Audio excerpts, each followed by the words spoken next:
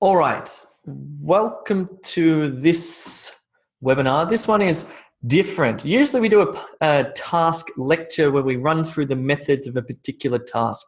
But for this one's called Ask Me Anything. Okay, so we've had people write in with their questions about the PTE academic. Some simple ones, some complex ones. I'm going to go through it today and answer these. We're going to do it like this. We're going to start with just general PTE questions. Then we're going to look at specific PTE speaking questions and specific PTE writing questions, then reading, then listening, then some other miscellaneous questions. We'll talk about some conspiracy theories before finally we'll finish with some questions about E2Language. Let's start with general PTE questions. So this was the first question we received, and I love this question. It's from Tahir. He or she says, what can we learn from the PTE that we can't learn from other tests? You know why I love this? Because Tahir is thinking about this test not as a roadblock, not as a wall that he needs to climb over, but as something that he can learn from. And I think what a lot of people forget about these tests is it's a great opportunity to improve your English. So what can you learn from the PTE that you can't learn from other tests? Well, the PTE is different to other tests in many ways. There are 20 different tasks, and each task tests a specific skill, right? So for example, reading fill in the blanks tests your vocabulary, and it tests specifically your ability to use collocations or commonly occurring words that commonly appear together. What does that mean? Well, it means it's testing your ability to sound natural, okay, or to understand what is natural English. What else do you have? You have retell lecture, which tests your ability to listen to a lecture, to take notes, and then to summarize it in spoken English. So I think personally, I think the PTE is a great test. I think it's great for two reasons. One, I think it's great because it improves your English. And two, I think it's great because it's fair. I think having the computer evaluate your writing and speaking is an extremely good thing rather than having a tired person grade it, for example. Which test is easier, PTE or IELTS? This is a common question that we get. People just want to get the grade so that they can immigrate or get to university, and that's fair enough. So they want to know which is going to be easier for them. The short answer to this question is that PTE, we're talking about academic, by the way, IELTS academic. Short answer is that PTE academic is easier in writing, and IELTS academic is easier in speaking. Conversely, PTE academic is more difficult in speaking, and IELTS academic is more difficult in writing. We get a lot of people who cannot get above a 7 in IELTS academic writing. It's extremely difficult. It's crazy. But PTE is the same with speaking. We'll get to speaking. So the short answer is that PTE is easier in writing, IELTS is easier in speaking. Here's another question from Sadamjit, and this is a common question we get. How long do I need to prepare to get 65 or 79? Just let me check I'm recording this. Yes, cool, sorry. Hold on. Whoop, let me go back. How long do I need to prepare to get to 65 or 79? This is like saying, how long is it going to take me to run the 100 meters in under 10 seconds? It's like, it totally depends. It totally depends on where you currently stand, how good you currently are at English. Let's say you're already really fluent at English and you've got a big vocabulary, you understand grammar back to front, you're confident with your speaking and listening, etc.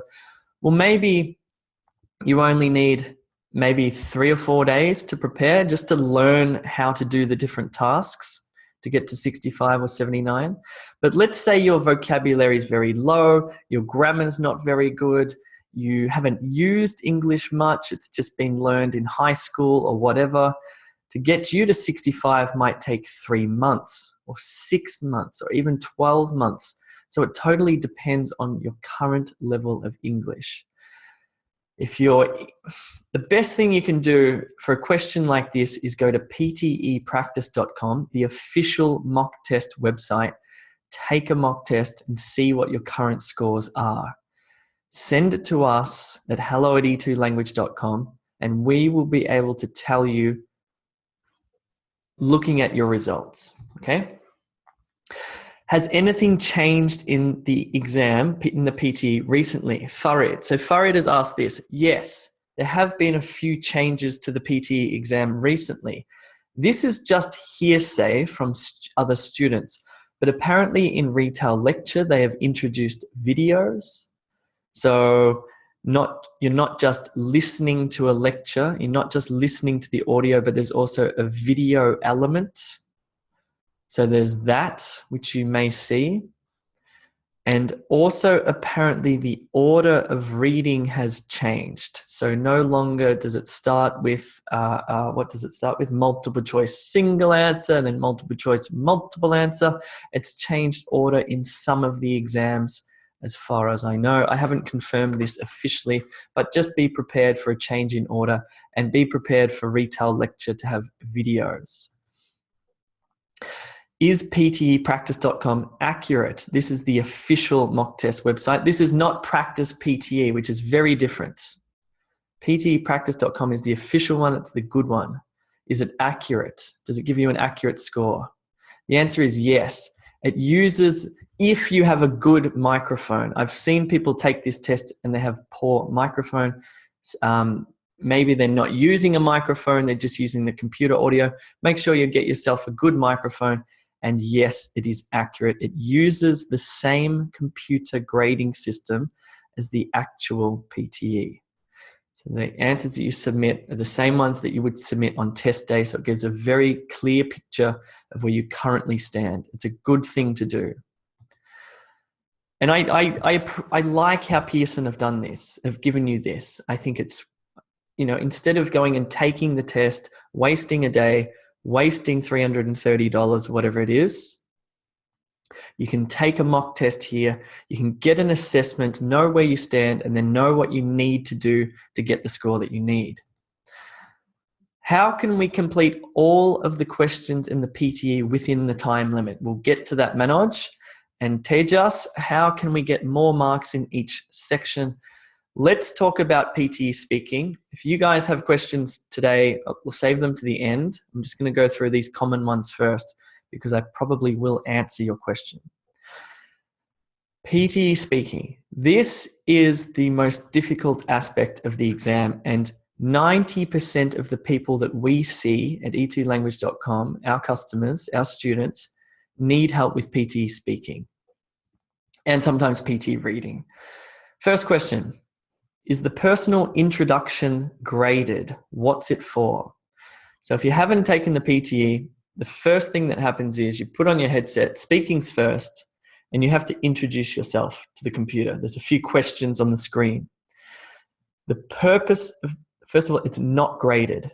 The purpose of this is to get used to sitting there in the exam center with the other people, and also get used to looking at the computer screen and get used to having the microphone there. And it's also a good chance to test your microphone to see if there's any problems, because you can play it back and you can listen. And so if there are problems, you raise your hand and you tell the examiner, the invigilator, and they will help you. So no, it's not graded. It's just to help you out and to get you comfortable. This is the biggest question of the day. Why is my pronunciation score so low? This is it's not even a very common question. It's an extremely common question. So people go and take the PTE. They get reasonably good scores in all other skills except for speaking. And one of the enabling skills that is notoriously low will be pronunciation. Why is it low? Well, the PTEs say that your pronunciation has to be native-like. Their definition of good pronunciation is that you are easily understood by native English speakers. So when you speak to me, for example, I don't have to strain to listen to what you're saying, to understand you. I can just easily understand you. See, sometimes, and the students that we sometimes get, I'm speaking to them and I have to sort of think, did he just say apple or schnapple or something like that? So there's a strain there. So how the PTE was created was that they got a lot of native English speakers to put in a lot of data, a lot of spoken data. So your speaking is graded against native English pronunciation and standard pronunciation, such as American, British, Australian, etc.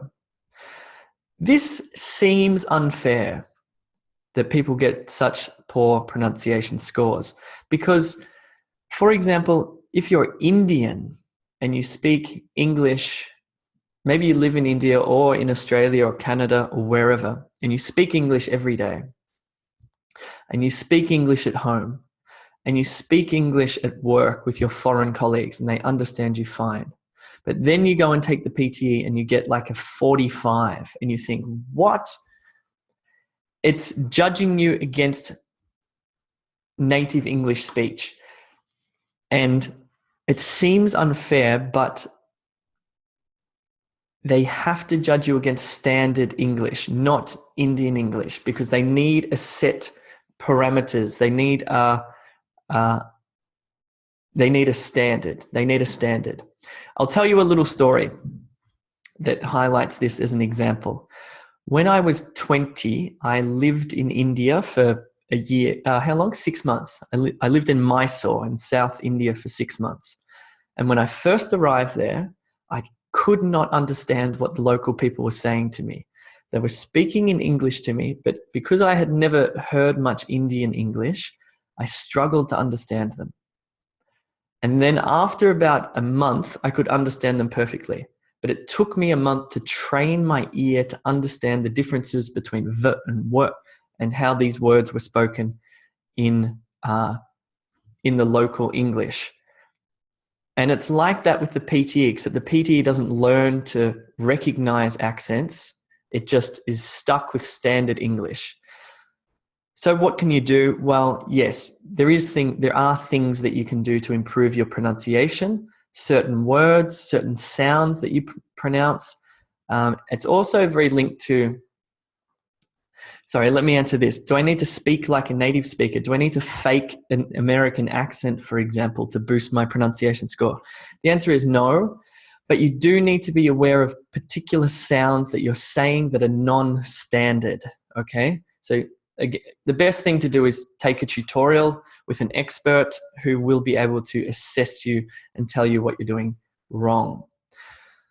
Second thing, why is my oral fluency score so low? Very common question. First of all, what is oral fluency? Oral fluency is your ability to speak without hesitating. Language is this bizarre phenomenon where words appear without you actually thinking about them.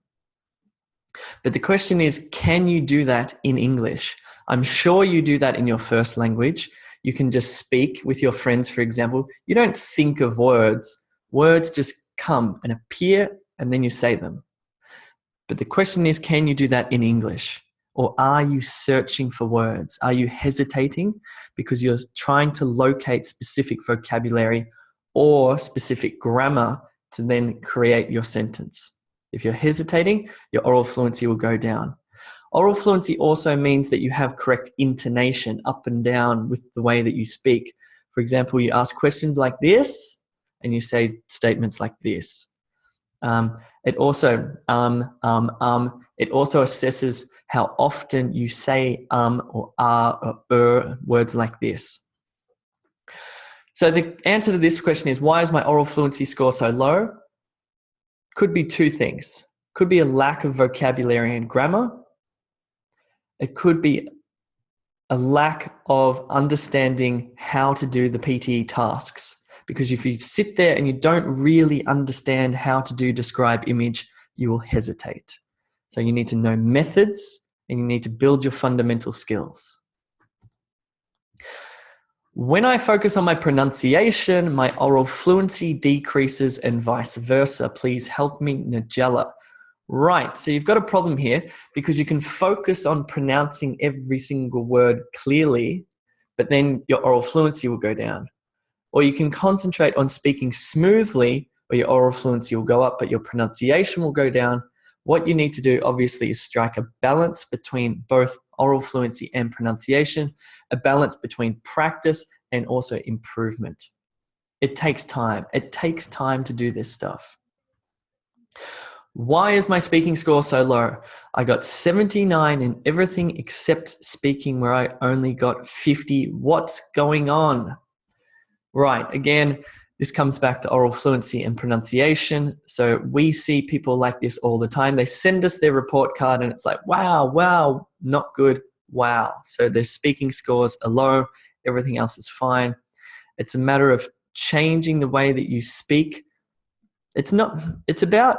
First of all, it's about becoming conscious, becoming aware of what you're doing that's non-standard. Then it's a matter of practicing to improve that. And we've definitely helped people boost their speaking scores from low to high. Speaking is one of those skills, though, that takes longer. It's a bit of a pain because it's not just intellectual. Speaking is not like a grammar rule where you understand it and go, okay, add S to the end of the word to make plural. Speaking is a physiological thing. It's about how you move your mouth, your tongue, your teeth, your lips, etc. So it takes time, and it also requires a lot of feedback. Then you get people like this, like Sharuti, who says, I scored 36 in speaking. What should I do? Okay, the question now is, do you need 65 or do you need 79? Because if you need 65, okay, it's going to take some time. It's going to take a lot of practice, but you can probably get up to 65. If you need 79 and you've got 36 in speaking, the other question that I would ask is, how many times have you taken this PTE? If you tell me this is the first time you've taken the PTE and you got 36, okay, fine. The second time you do it will improve a little bit. And if the second time you do it and you use E2Language.com methods, you will improve a fair bit, okay? Now, but if you tell me that you've taken this 3 times, for example, and your speaking score is still 36, I would recommend that you switch tests. I don't recommend switching tests very often, but in cases like this where you really can't get higher than 36, 40 in PTE speaking, IELTS speaking is easier. But now it depends on how well you write. Are you a good writer? If you're getting high scores in writing, then that's a good idea. All of this requires consultation though. Can I click the next button if I finish speaking? So let's say this person finishes read aloud in 25 seconds and it's 35 seconds. So there's still 10 seconds. Should you click next or should you wait? The answer is, I don't really know. I took this test, I clicked next and it was fine. Kaya, my colleague, took the test. She clicked next, and I suggest that you click next. When you've finished a task, click next, move on. I fumble in retail lecture and describe image. What should I do? This is a problem of methods. Some of these tasks, if you gave one of these tasks to a native English speaker and said, excuse me, sir, can you come here? Can you please describe this image to me in 40 seconds? No way. They would say, and they would probably get about a 70 or something. It requires methods. It requires knowing that you need to introduce the title, x-axis, 3 features, and a conclusion. Same with retail lecture. There's a specific method that you need.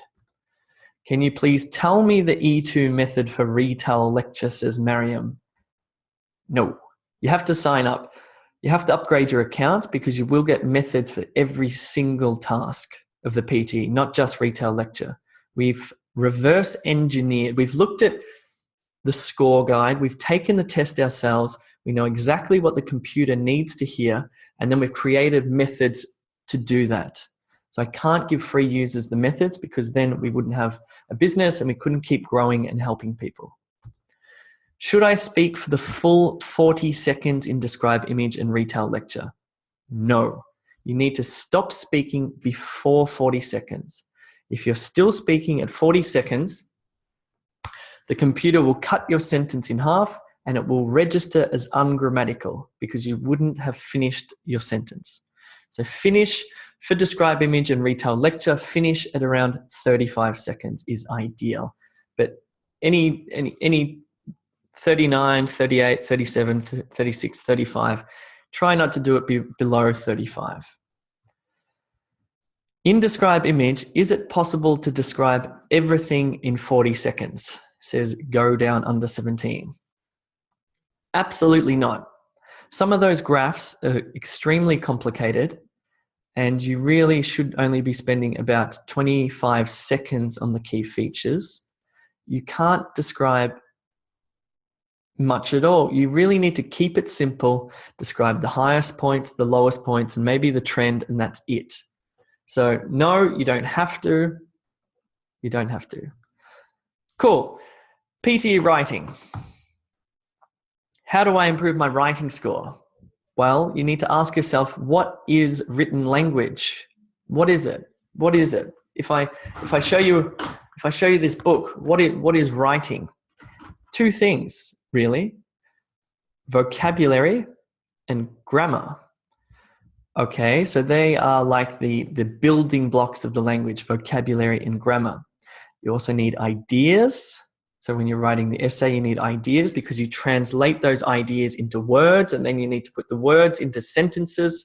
So fundamentally, how do you improve your writing score? Vocabulary and grammar. How else do you improve your writing score? Well, you need structure. Structure is critical, like an essay structure, for example. What about summarized written text? You need a method and you need practice because that's a very specific writing task. What is written discourse? Written discourse is structure.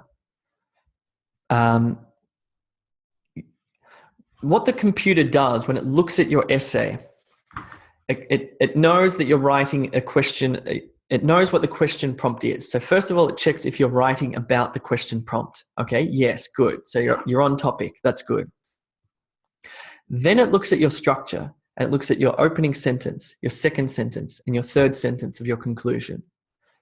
Of your introduction. And then it checks whether your introduction matches to your paragraphs. And then it checks whether your conclusion refers back to your paragraphs and your introduction. And it checks the first sentence of each paragraph to know that it's a topic sentence, an opening sentence. So there's a very strict structure that you should follow to maximize your written discourse scores. This is a common question that we get. This is from an E2Language.com user. How can I get a high score in writing? I used the E2 method and got 90 for written discourse, but only 60 for writing overall. So what this tells me is that great, you're using the structure and that's good because you got 90, because the structure we give you will give you a high written discourse score. But maybe you're not writing on topic. Maybe you're writing, maybe the question prompt is asking you about, I don't know, global warming, and you're writing about hurricanes, okay? So you need to stay on topic. You need to write about the content. Maybe your grammar's a bit off, so your written discourse score's high, but your grammar's down or your vocabulary's down. Jariwala says, how can I assess my own writing? You can't. You can't assess your own writing because you don't know what's right and wrong. I can assess my own writing because I understand grammar back to front. So if I write something, I can then look at it and I can go, okay, that verb needs to change and that preposition, etc. But your level of grammatical understanding needs to be so high for you to be able to edit your own work. You can't assess your own writing unless you're already fluent in English, in which case you don't really need to assess your own writing. The short answer is here, you need an expert to look at your writing. Which tasks contribute to my writing score? Is it only write essay and summarize written text? No. Write essay is definitely the most important writing task for your writing score. But also there's summarize spoken text, which is a listening task, which also contributes to your writing score. And there's reading and writing fill in the blanks. And there's write from dictation as well. So other tasks also boost your writing scores. So don't neglect those. Do I have to use complex vocabulary and complex sentences to get a high writing score? So sometimes we get people who have taken the IELTS multiple times. And it seems that the only way to get a high score in IELTS is to write really fancy sentences using sophisticated vocabulary and complex grammar. The PTE is different. With the PTE, you can write relatively simple sentences, and I recommend writing simpler sentences. Yes, the PTE seems to like straightforward language and straightforward. With vocabulary, just make sure your words are precise. Don't use words that you don't really understand. Use words that clearly have the right meaning. Okay? Don't use words you think, oh, that word sounds nice. If it sounds nice but you're not 100% sure, don't use it. Cool, PTE reading. How do I improve my overall reading score? Well, as I said, I've taken the PTE and I was very surprised about PTE reading. It is very much about vocabulary. And it's about a specific type of vocabulary. It's about academic vocabulary. If you don't have a large vocabulary, you will not be able to do some of these tasks. Simple as that. Because if you don't know the meaning of the word, you don't know the meaning of the word. There's nothing you can do. You don't have a dictionary, and the longer that you look at the word, nothing happens. You need to know that word. So you need to build your academic vocabulary.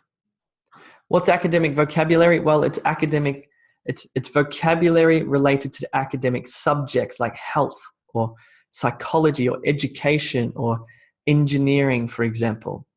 Not technical specific words, not jargon from specific skills, from specific subjects, but vocabulary that's more sophisticated than normal everyday vocabulary. How can you build your vocabulary?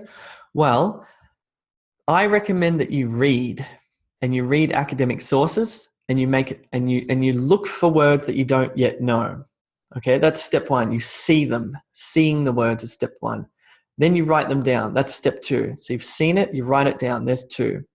Three, you use E2Pronounce, our app on the phone, to say the word, to practice pronouncing the word. Because seeing it, writing it, hearing it, and then speaking it helps to put it in your head. And you build a list. And you look at that word in context of the sentence. Because sometimes when you take a word out of its sentence and you look at it in isolation, it doesn't make much sense. Okay, so you're better off to read by subject, like health, for example, and you look at that word in its sentence, look at the other words that surround it, and write it down, and then practice it on E2Pronounce. That's the best way to do it. Do I need to remember the entire collocation list for reading fill in the blanks? So I said earlier that reading fill in the blanks is a test of your ability to use collocation, or words that frequently appear together. If you're a free user or paid user, you can click on the PTE tab on E2Language.com, click on vocabulary, and there's a PDF word list that you can download. It's the collocation word list that Pearson used to program the computer. Do you have to remember the entire list? Well, if you want to get 79, probably. Is it a complete list? Are all of those words the only words that they use in the test? No, there are more. Vocabulary is one of those things that you should just be constantly building because it never ends. I still learn vocabulary, for example. ZM Rashi asks, how does the scoring work for multiple choice, multiple answers? Cool, let's do this. Let me disappear. I'm going to run you through the scoring for multiple choice, multiple answers because there is negative marking. Let's say in PTE reading, multiple choice, multiple answers, there are 2 correct answers, okay? And you choose 2 correct answers. You get 2 points. Let's say there are 2 correct answers. You choose 1 correct answer and you don't choose any more. You'll get 0 points. Let's say there are 2 correct answers. You choose 1 correct answer, but you choose 1 incorrect answer, you'll get 0 points. In other words, if there are 2 answers, you need to choose both of them to get to 2 points. Let's say there are 3 correct answers. You choose 3, you get 3 points. Let's say there are 3 correct answers, you choose 2, and you don't choose any more, you will get 1 point because 3 minus 2 is 1.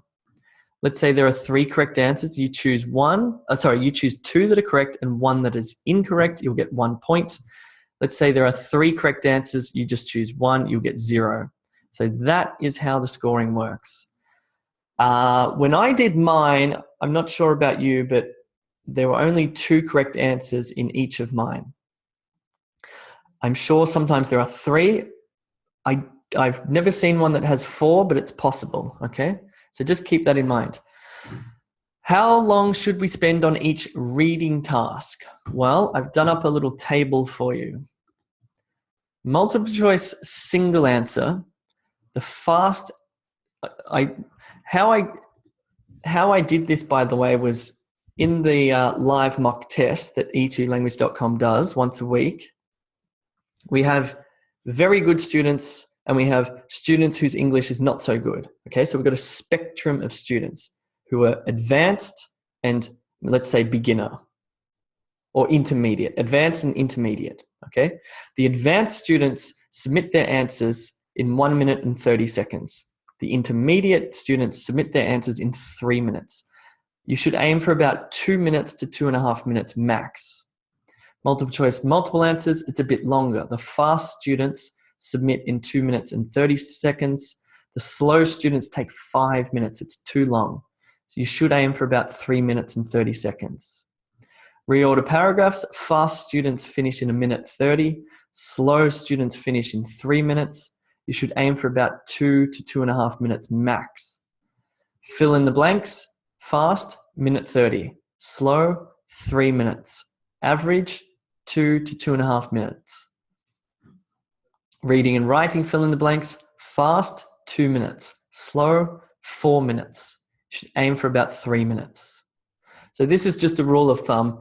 Obviously, sometimes they'll take you a bit longer or a bit shorter depending on the question type, but this is how it works. How are we scored in reorder paragraph?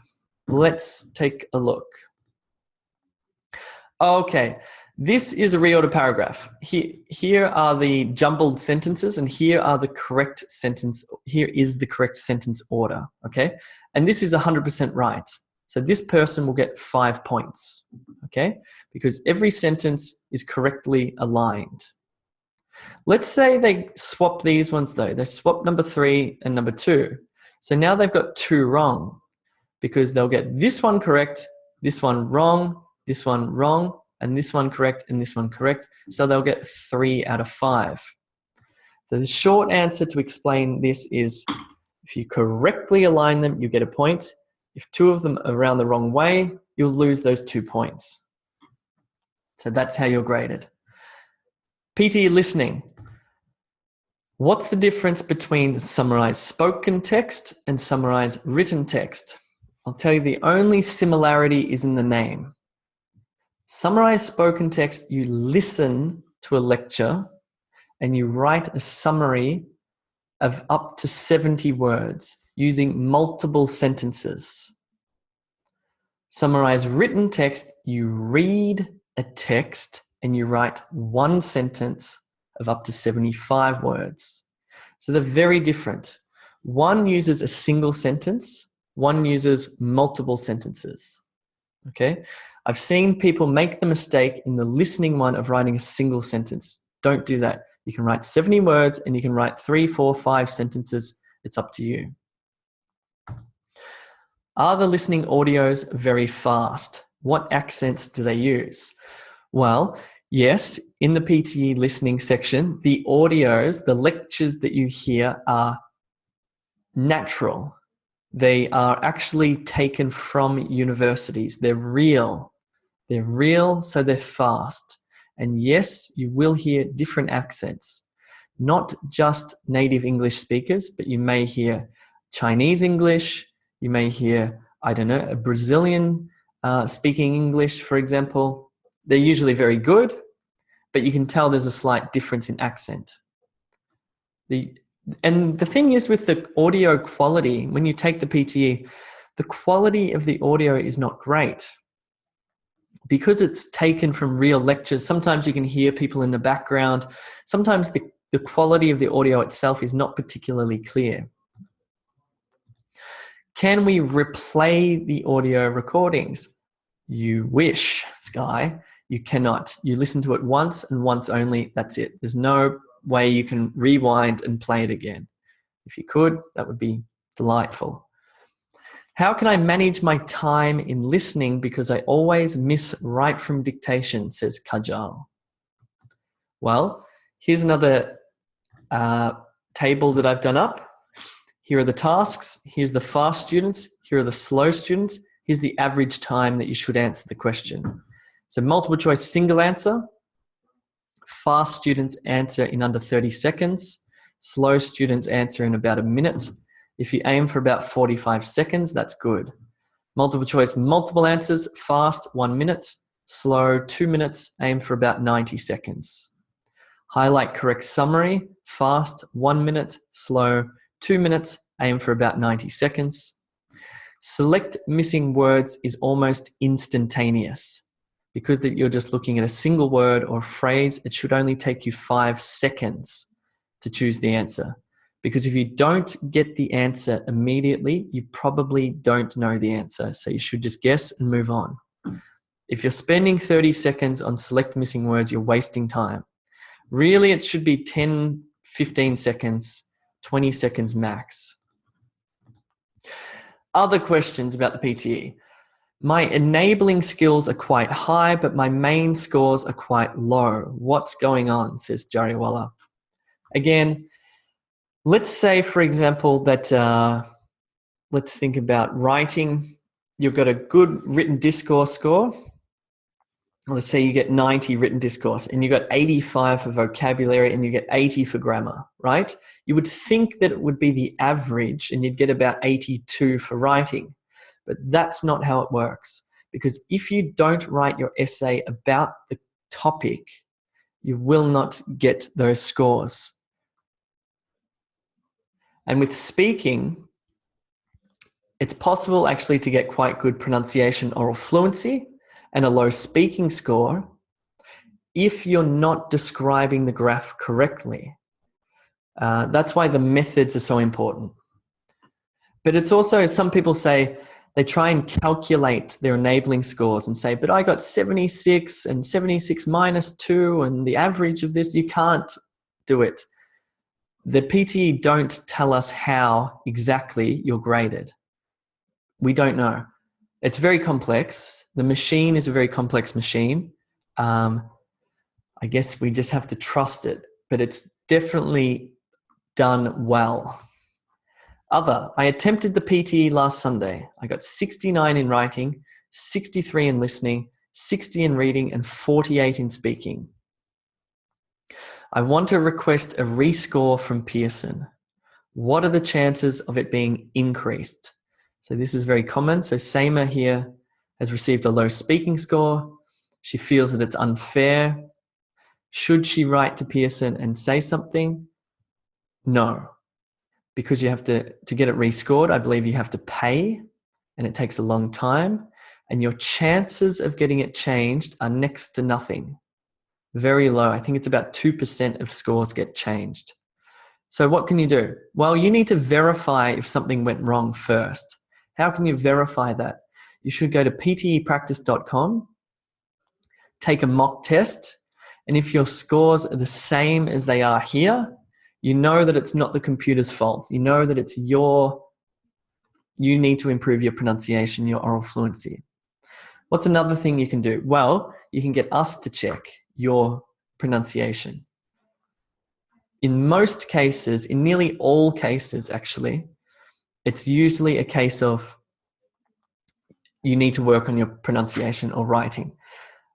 The PTE is like this. The PTE, to get 90 in everything in the PTE, you need to have perfect English. That's what it tests. That's the benchmark. You're being graded against perfect English. Okay? So when I took the PTE, I had to try really hard to get those 9. I got 90, 90, 90, 90, but it wasn't easy. I had to concentrate, right? And I had to check my grammar, and I had to check everything. Sure, I'm a native English speaker, fine. I grew up speaking English. I've also got a master's degree in linguistics, so I think about language all the time. I know grammar back to front, but it was still, if I think it's fair because I got 90 and I don't think I made any mistakes.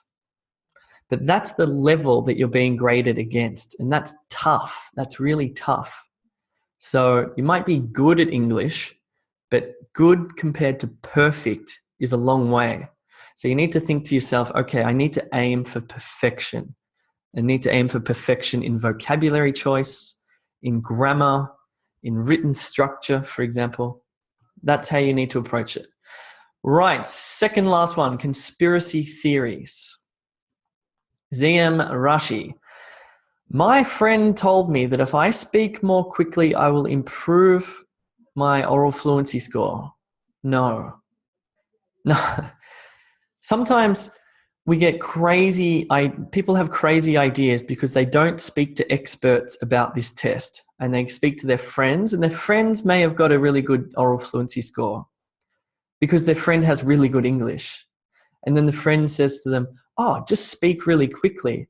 And then all of a sudden there's this meme that goes around the internet. It's like, if you want a high oral fluency score, just speak quickly. No, it's much more complex than that.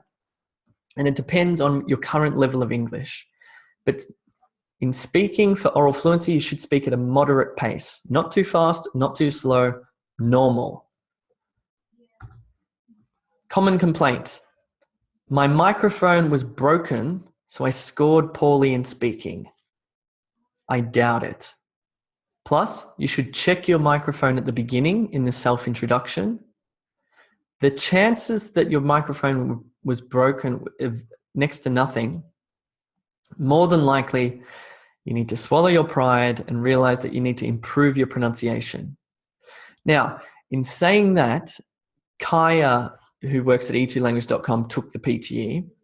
The second time she took it, she got 90 for everything. The first time she took it, she's a native speaker, she got 72.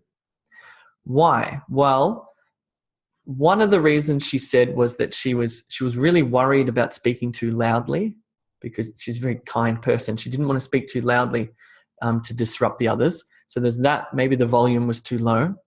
But apparently she was also doing what's called a plosive. A plosive is like this, when you go and you blow into the microphone. Stuff like that. That's registering on the computer as a word. So you need to be careful with how you interact with the microphone, okay? Should I put them? I've heard conspiracy theories where people put the microphone here. Just put the microphone in a normal position, but just be careful about coughing or going, doing stuff like that, okay? Because it registers as words. Apart from that, I think it's all fine. The PTE discriminates against women with high-pitched voices. This seems to be a new conspiracy theory, and I don't think this is true. Why? Because when they programmed the original PTE algorithm, they used thousands of people speaking, and I'm sure they didn't forget women with high-pitched voices, okay? So it's probably not that. It's probably your pronunciation, your oral fluency. My pen ran out of ink. Well, what can you do? You can put your hand up and you can get a new pen. But more importantly, at the beginning of the test, you should test your pens. When I did mine, they said take 2 pens. I took 2 and they told me, they say test them. And so I got my pen and I scribbled. It's good, it was working. I got my other one, I tested it, good, it's working. Okay, I'm ready to go. All right, last question's E2. I'm a new paid member of E2. What do I do now? Naveen. Well, the first thing that happens when you upgrade your account on E2Language is you receive a link to book your study plan. So you can have a chat with the teacher one-on-one. So book that first. In the meantime, because you may have to wait a day or two to have your study plan, start learning the methods. Do you recommend other materials apart from practicing on E2 account? The only materials that I recommend are the official Pearson ones. Okay, so PTEpractice.com if you want to do a mock test. And the book is good, but it's a book, and this is a computer-based test, so it's helpful, but it's not that helpful. What I don't recommend is watching some of the stuff on YouTube, which is completely misleading and sometimes completely wrong. You have to be careful about the materials that you choose to use to practice. Because if the teacher tells you that you need to speak as quickly as possible to boost your oral fluency score, you'll be very disappointed when you receive your results. So just be careful, because some of the stuff I've seen on YouTube is rubbish, absolute rubbish. Do you have any packages for specific skills? Right, so let's say you need help with speaking. Do we have specific packages? No, you get full access to everything. But what you can do in your tutorials, in your one-on-one tutorials, is you can choose to do read aloud, describe image, retell, lecture. And with your written feedback, you can choose to have it on speaking, for example. So you get full access to everything, but then you choose what you want to focus on. Which E2 package is right for me?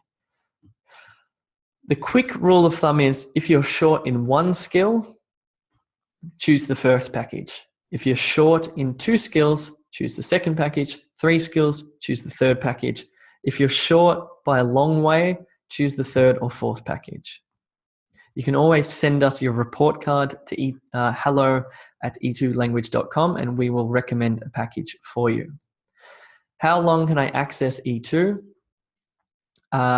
Currently, we've got it set at 1 year, but we will be changing this soon. So yes, it will depend on the package.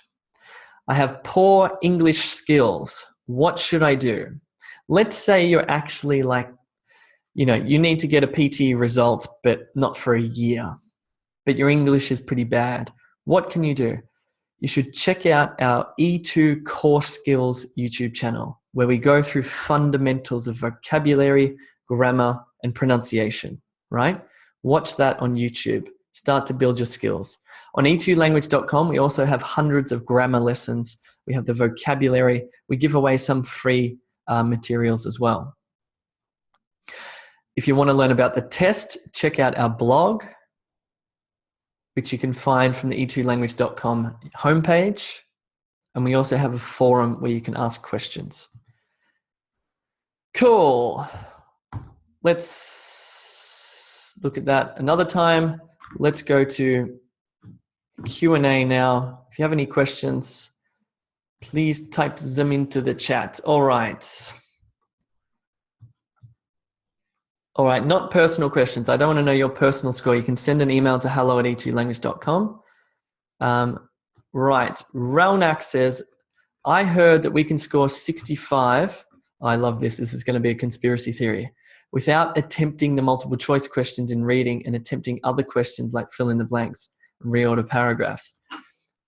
This is a great example of terrible advice from a friend. Sometimes friends are good for advice and you should listen to them if you're talking about your girlfriend or who's going to win the soccer match. But if your friend's telling you about how to pass the PTE and he or she is not an English teacher, you have to just say, sorry, not listen. The idea of skipping multiple choice is absurd. Saisha Shank Karuma, which strategy would you recommend while writing an essay? Answering on both points of view or stick to one? It depends on the prompt, but sticking to one is probably the easiest thing to do.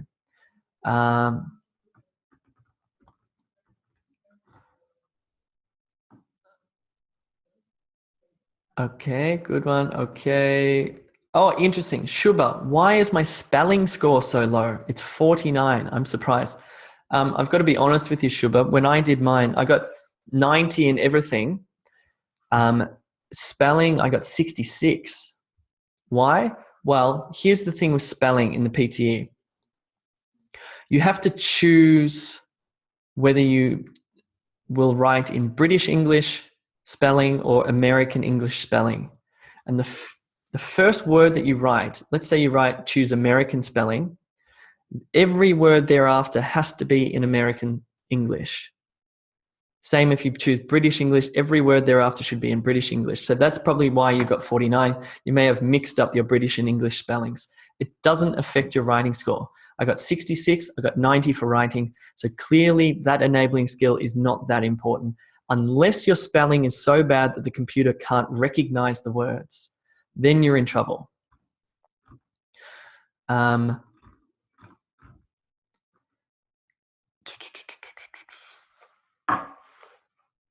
Okay, here's a good question. Thajeshwar Reddy says, I scored 66 when I wrote the PTE for the first time. And then later, in the next test, I scored 48. Could you please tell me what's the reason? The PTE is pretty consistent with its scoring. I've seen a lot of people get almost identical scores in several attempts.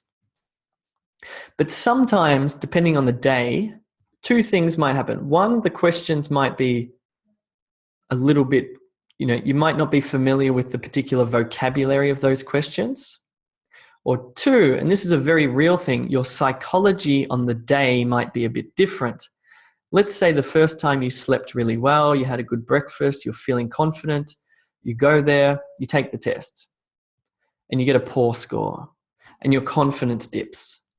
So the second time you go, you're a bit flat. You didn't sleep very well, you were worried about it, you forgot to have breakfast, you were hungry, you were tired, and then you take it and you're not enthusiastic because your confidence is down, and so your intonation goes flat and you get even poor scores. So in fact, what can happen is they decrease. That's when I suggest that you speak to somebody because you don't want it to happen again. So Shwangi Lu says, I heard that the position you set up the microphone is still important. Is that true?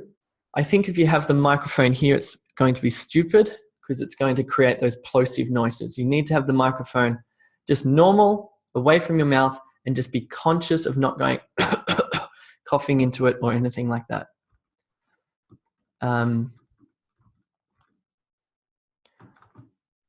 Okay. Shri says, are there any online tools to test your speaking or writing to check the grammar, sentence, etc.? For writing, online tools that check grammar? No. I mean, Microsoft Word is basic, very basic. There's a technology called Grammarly, which I don't think is very good. It's basic. Plus, it tells you what you're doing wrong. How do you know how to improve it? For speaking, I think some of the voice recognition software is good to practice with because it gives you an idea of how the computer's recognizing your speaking.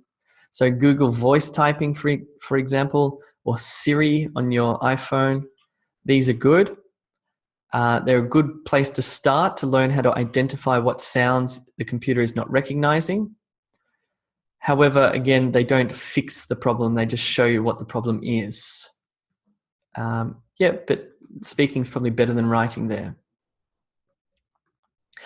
Yosef, can we bring water to soften our throats during the speaking session? I can't remember if I brought water. I don't think, did I have water? I can't remember. I'm sorry, Yosef, I can't remember. So lipping, I usually find not enough time to finish the reading section. Okay, so there's definitely enough time if your vocabulary is good and if your grammar is good, because you just won't be sitting there thinking, what's the answer? If you're sharp and you've boosted your vocabulary, you can go, okay, it's that one, that one, that one, next. Fill in the blanks, next. Reorder paragraph, next.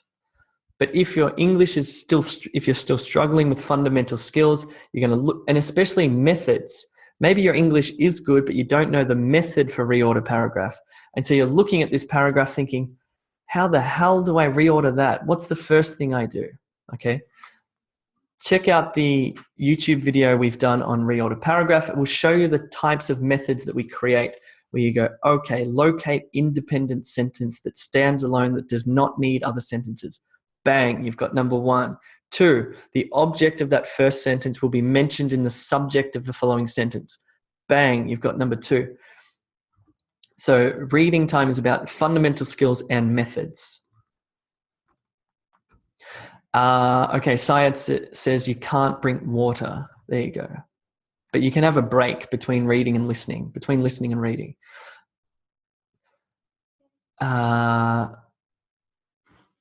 Bharat says, how are the enabling skills scored against the main skills? I don't know. I don't know. That's complicated. Okay.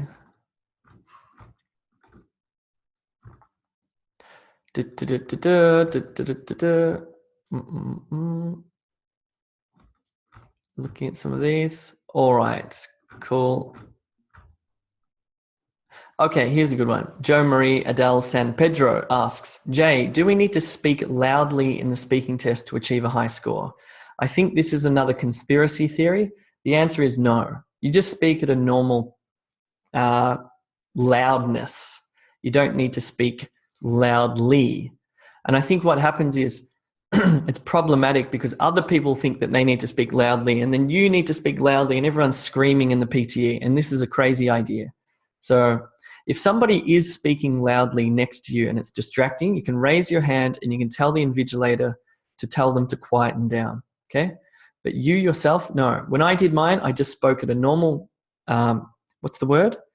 A normal rate, no, normal loudness. There you go, I've just made that one up and it was fine.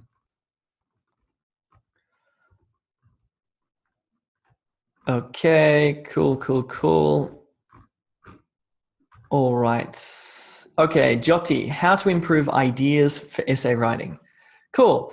Good question, because writing, okay, vocabulary and grammar are the building blocks, but you need to fill those blocks with ideas. Please watch the webinar that we did. It's on YouTube of how to, it's called 1 Minute Strategy for the PTE Writing Essay.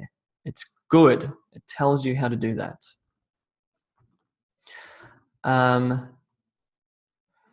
Diana, what is the total time duration for reading? It depends on the exam, actually, because it depends on the number of questions you get.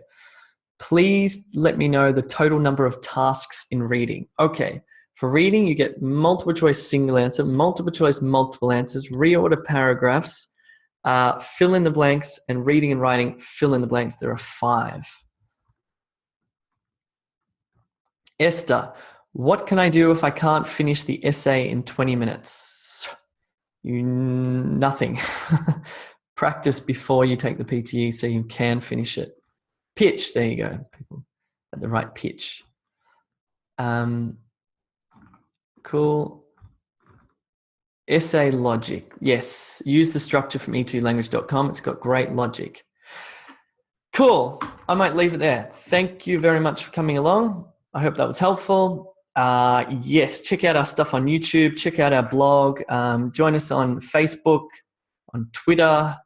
And yes, if you're a free user, sign up. If you're a non-user, sign up to E2. If you're a free user, think about upgrading because we can certainly help you out. Cool bananas. Bye. Thanks a lot for coming. That was fun. I hope that was helpful too. Let us know in the comments below if that was helpful.